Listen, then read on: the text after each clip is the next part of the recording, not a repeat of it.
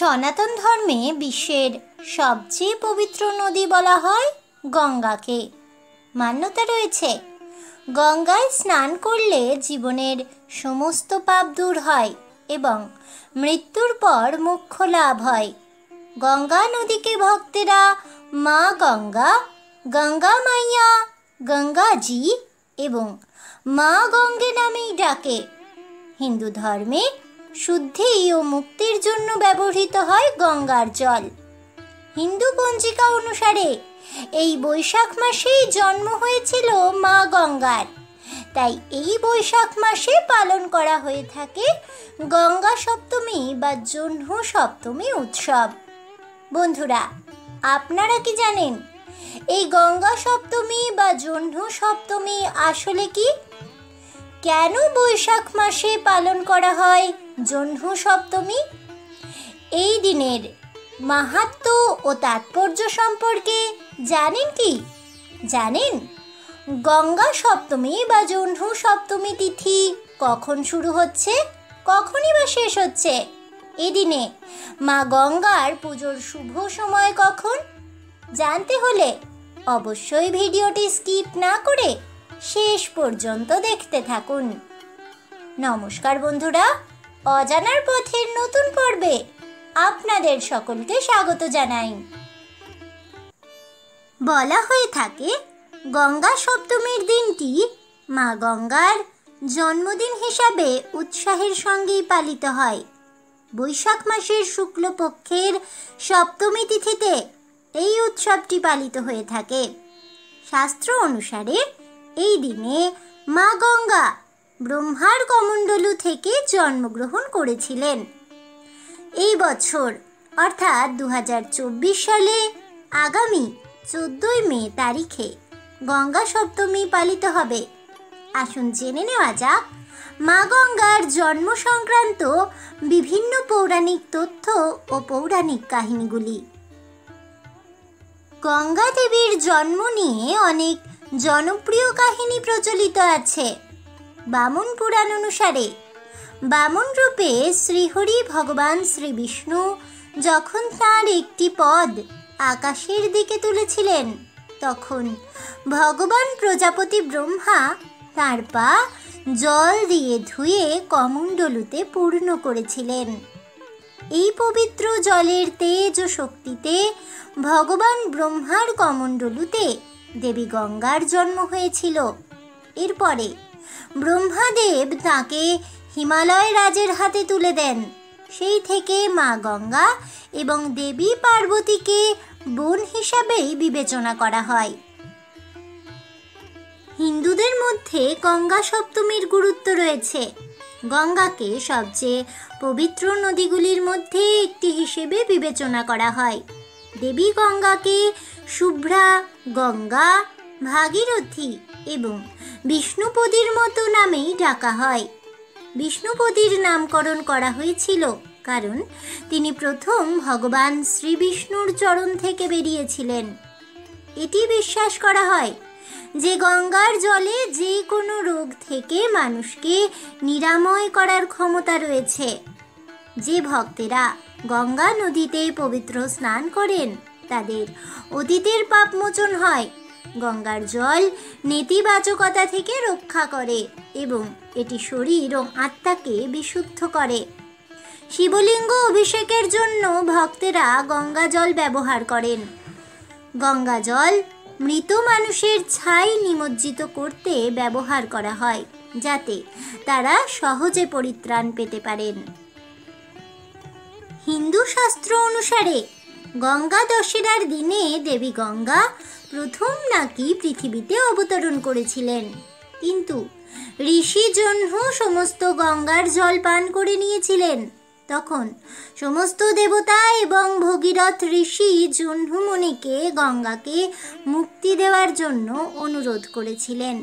অতঃপর গঙ্গা সপ্তমীর দিনে গঙ্গা দেবী আবার পৃথিবীতে আসেন, তাই এই দিনটিকে জহ্ন সপ্তমীও বলা হয়। গঙ্গা সপ্তমীর সঙ্গে সম্পর্কিত আরও একটি কাহিনী বহুল প্রচলিত আছে। একবার কোশলের রাজা ভগীরথ কষ্ট পেয়েছিলেন, কারণ তার পূর্বপুরুষেরা খারাপ কাজের পাপে ভুগছিলেন। ভগীরথ এর থেকে তাদের মুক্ত করতে চেয়েছিলেন। তাই তিনি ভগবান প্রজাপতি ব্রহ্মার কাছে কঠোর তপস্যা করেছিলেন এবং ভগবান ব্রহ্মা তাকে আশ্বস্ত করেছিলেন যে দেবী গঙ্গা পৃথিবীতে আসবে, তার পূর্বপুরুষদের আত্মাকে বিশুদ্ধ করবে। কিন্তু তিনি জানতেন যে দেবী গঙ্গার প্রবাহ সব কিছু ধ্বংস করতে পারে। তখন ব্রহ্মাজি ভগীরথকে ভগবান শিবের উপাসনা করতে বলেছিলেন, কারণ শুধুমাত্র তিনি গঙ্গার প্রবাহ নিয়ন্ত্রণ করতে পারেন। তাই তিনি তার কঠোর তপস্যায় ভগবান শিবকে খুশি করেছিলেন এবং শুভ দিনে দেবী গঙ্গা পৃথিবীতে অবতরণ করেছিলেন। তাই গঙ্গা ভাগীরথী নামেই অধিক পরিচিত। আর যেদিন দেবী গঙ্গা পৃথিবীতে অবতরণ করেছিলেন সেই দিনটি গঙ্গা দশেরা বা গঙ্গা সপ্তমী নামেও পরিচিত। এদিনে পালন করা হয়ে থাকে গঙ্গা জয়ন্তী উৎসব। শাস্ত্রমতে বলা হয়, কোনো সাফল্য পেতে বা বিয়ে হতে দেরি হচ্ছে এমন সমস্যা থাকলে গঙ্গা সপ্তমীর দিন বিশেষ কিছু উপায় অবলম্বন করলেই তা কেটে যায়। অনেকেই নানান শুভ কাজ এই গঙ্গা সপ্তমীর দিনে করে থাকেন। পৌরাণিক কাহিনীতে বলা হয়, জাহ্নু ঋষি এই গঙ্গা সপ্তমীর দিনে নিজের কান থেকে মা গঙ্গাকে মুক্ত করেছিলেন। আর সেই থেকে দেবী গঙ্গার আরও এক নাম হয় জাহ্নবী।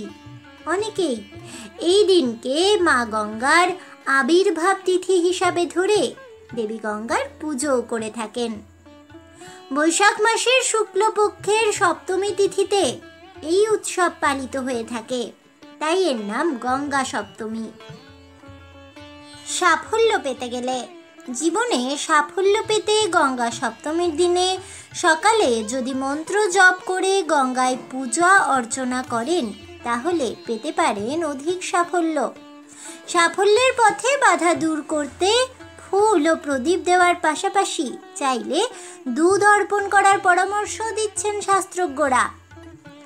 বিয়ের জন্য চেষ্টা করেও কিছুতেই কিছু হচ্ছে না, এই সমস্যার সমাধানে গঙ্গা সপ্তমীর দিনে রয়েছে এক বিশেষ টোটকা।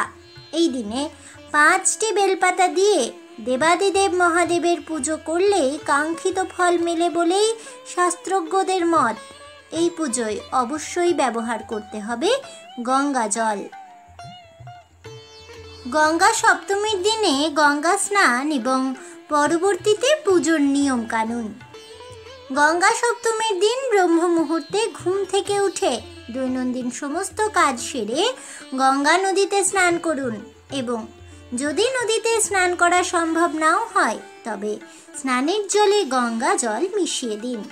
গঙ্গা নদীতে স্নানের সময় সূর্যদেবকে অর্ঘ্য দিতে ভুলবেন না যেন। সূর্যদেবকে অর্ঘ্য দেওয়ার পরেই ভগবান শিবের ধ্যান করুন এবং তার মন্ত্রগুলি জপ করুন। তারপর হর হর গঙ্গে এই মন্ত্র জপ করে সমস্ত সামর্থ্য অনুযায়ী নিজে নদীতে ডুব দিন। যদি সম্ভব হয় 3টি ডুব দিন। এটি শাশ্বত পুণ্য অর্জনের দিকে পরিচালিত করে। মা গঙ্গাকে এদিনে দুধ নিবেদন করুন। তারপর মা গঙ্গাকে ধূপ প্রদীপ নৈবেদ্য ইত্যাদি নিবেদন করুন। দেবী গঙ্গাকে গাঁদা ফুলের মালা অর্পণ করুন। নদীতে দাঁড়িয়ে মা গঙ্গার মন্ত্র জপ করুন। এছাড়াও এই দিনে গঙ্গা স্তোত্র পাঠ করুন এবং মা গঙ্গার কাছে প্রার্থনা করুন। দেবী গঙ্গাকে সাদা রঙের মিষ্টি বা অন্যান্য খাদ্যদ্রব্য নিবেদন করুন। সবশেষে মা গঙ্গার আরতি করুন এবং সামর্থ্য অনুযায়ী এদিনে দান ধ্যান করুন। মা গঙ্গার পুজোর মন্ত্র: ওম নমো গঙ্গায় বিশ্বরূপিণী নারায়ণী নমো নমঃ। গঙ্গা গঙ্গেতি ব্রূয়াত যোজনাম শতৈরপি মুচ্যতে সর্বপাপেভ্যো বিষ্ণুলোকে সা গচ্ছতি। গঙ্গা সপ্তমীতে পুজো করা হয় মা গঙ্গার। গঙ্গা নদী বা তার উপনদীতে ডুব দিয়ে স্নান করে মা গঙ্গাকে ফুল এবং দুধ অর্পণ করে ওম গঙ্গায় নমঃ মন্ত্রটি 108 বার জপ করতে হবে। সন্ধ্যায় মা গঙ্গাকে প্রদীপ প্রদান করা হয়। মান্যতা রয়েছে, গঙ্গা সপ্তমীতে গঙ্গায় প্রদীপ প্রদান করলে জীবনে সৌভাগ্য আসে, জীবন পাপ মুক্ত হয় এবং সমস্ত গ্রহের অশুভ প্রভাব কমে যায়। গঙ্গা সপ্তমী এবং গঙ্গা দশেরা দুটি ভিন্ন উৎসব, যদিও উভয়ই পূজিত হন মা গঙ্গা। ব্রহ্মপুরাণ এবং অন্যান্য পুরাণ অনুসারে গঙ্গা যখন তার বিশাল প্রবাহ নিয়ে প্রথমবার পৃথিবীতে এসেছিলেন, তখন ভগবান শিব তার চুলের জটায় দেবী গঙ্গাকে ধারণ করে রক্ষা করেছিলেন পৃথিবীকে। পরবর্তীকালে পূর্বপুরুষদের অভিশপ্ত আত্মাদের মুক্তি দেওয়ার জন্য গঙ্গাকে পৃথিবীতে আনতে কঠোর তপস্যা করেছিলেন ভগীরথ। তখন গঙ্গাকে মুক্ত করেছিলেন ভগবান শিব। এটি গঙ্গা দশেরা নামে অধিক পরিচিত। ভগবান শিবের চুলের জটায় থাকা সত্ত্বেও গঙ্গার অবাধ প্রবাহ পৃথিবীতে পতিত হওয়ায় কিছু জায়গায় ব্যাপক পরিমাণে ধ্বংস হয় এবং বহু মানুষ বাস্তুচ্যুত হয়। গঙ্গার এই প্রবাহে ধ্বংস হয়ে যায় ঋষি জাহ্নুর আশ্রম। ঋষি জাহ্নু ক্রুদ্ধ হয়ে গঙ্গার সমস্ত জল পান করে নিয়েছিলেন। রাজা ভগীরথ ও সমস্ত দেবতাদের প্রার্থনার পর ঋষি জাহ্নু বৈশাখ মাসের শুক্লপক্ষের সপ্তমী তিথিতে মুক্ত করেন মা গঙ্গাকে। এদিনে মা গঙ্গার পুনর্জন্ম হিসেবে পালন করা হয় গঙ্গা সপ্তমীর উৎসবটি। বন্ধুরা, এবার চলুন জেনে নেওয়া যাক চলতি বছরে অর্থাৎ 2024 সালে গঙ্গা সপ্তমী কবে পড়েছে। এদিনের শুভ তিথি এবং পুজোর শুভ সময় সম্পর্কে চলুন জেনে নিই। গঙ্গা সপ্তমীর তিথি বৈদিক ক্যালেন্ডার অনুসারে বৈশাখ মাসের শুক্লপক্ষের সপ্তমী তিথি শুরু হবে আগামী 13 মে 2024 বিকেল 5:20 এই সময়ে এই তিথিটি পরের দিন অর্থাৎ আগামী 14 মে 2024 সন্ধ্যা 6:49 শেষ হবে। উদয়া তিথি অনুসারে 14 মে 2024 তারিখেই পালিত হবে গঙ্গা সপ্তমীর উৎসবটি। গঙ্গা সপ্তমীর মধ্যাহ্ন মুহূর্ত হল সকাল 11:26 থেকে দুপুর 2:19 পর্যন্ত। সময়কাল 2 ঘন্টা 53 মিনিট। সপ্তমী তিথি শুরু হচ্ছে 13 মে 2024 বিকেল 5:20 সপ্তমী তিথি শেষ হবে আগামী 14 মে 2024 সন্ধ্যা 6:49। আজ এ পর্যন্তই।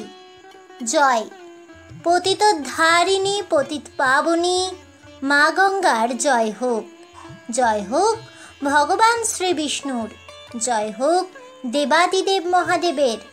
এই বলে আমার আজকের ভিডিওটি আমি এখানেই শেষ করছি।